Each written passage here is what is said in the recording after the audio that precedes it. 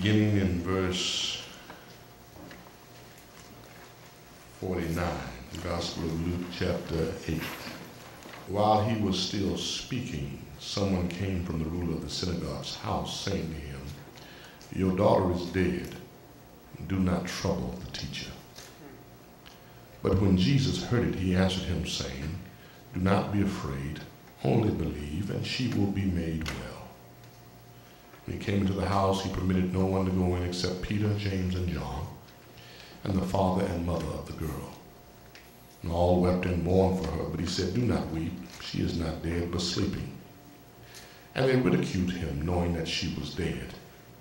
But he put them all outside, took her by the hand, and called, saying, "Little girl, arise." Then her spirit returned, and she arose immediately.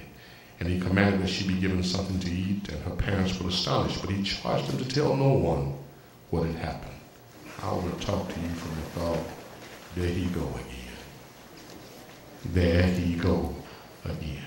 Today's the conclusion of the dynamic of Jesus's dunamis or power presentation in the beginning of his ministry to authenticate and to verify that he is the Messiah, the anointed one of God, and that there is none beside him.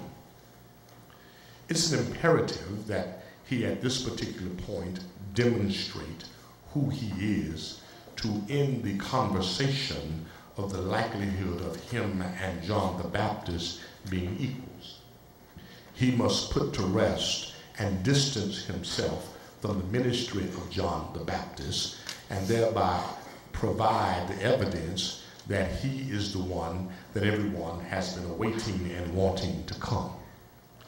It's an imperative that must be put forth dynamically and dramatically so that there can be no question or comparison or even thought by anyone or and of the disciples, for we will find in future texts that Herod compares him to John the Baptist, and then John the Baptist must also exit, and there's a question in regards to whether or not he is or is not who he's supposed to be.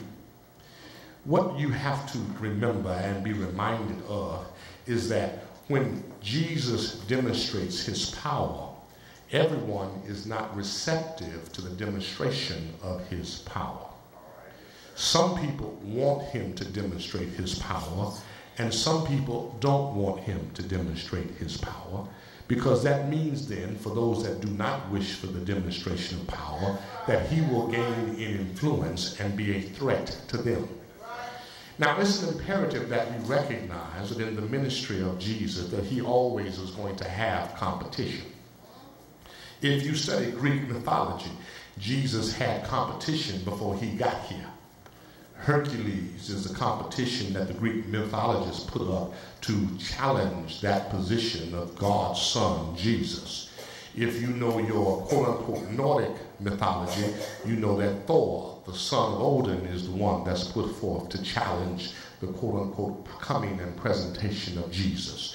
Every false religion has a son of God who demonstrates some quote-unquote miraculous or superhuman power contrary to the time, but still nonetheless not equal to that of Jesus.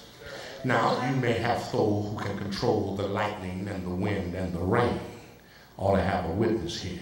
You may have Hercules who can battle demons. But then here is where Jesus separates himself from everybody else.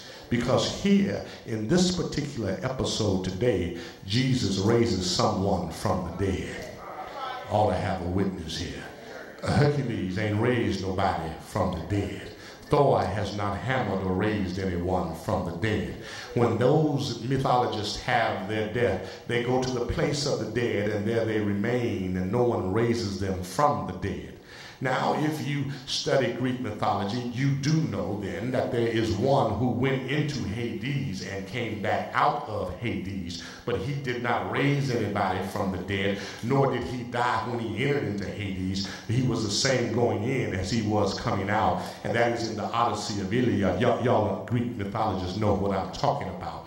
But I don't want to get too far off of that because I don't want to muddy the water. I want the water to stay crystal clear. I'm not talking about Nordic mythology. I'm not talking about Greek mythology. I'm talking about Jesus. I'm talking about Christology.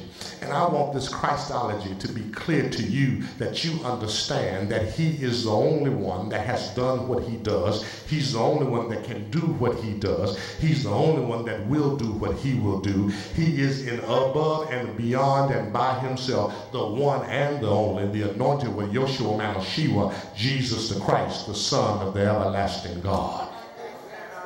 Y'all with me?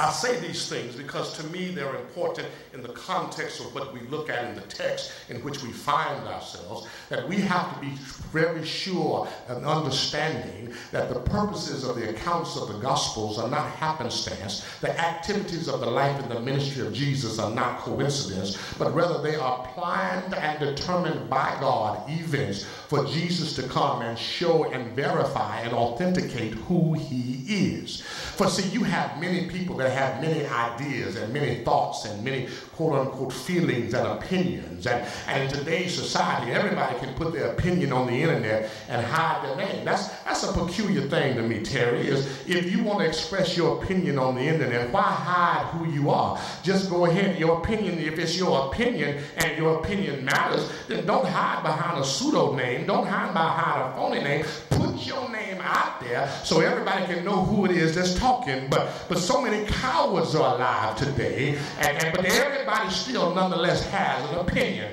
Well, the reality is that there's only one opinion that counts. It's not my opinion. It's not your opinion. It's not anybody else's opinion. It's the opinion of God that counts. God's opinion is what counts.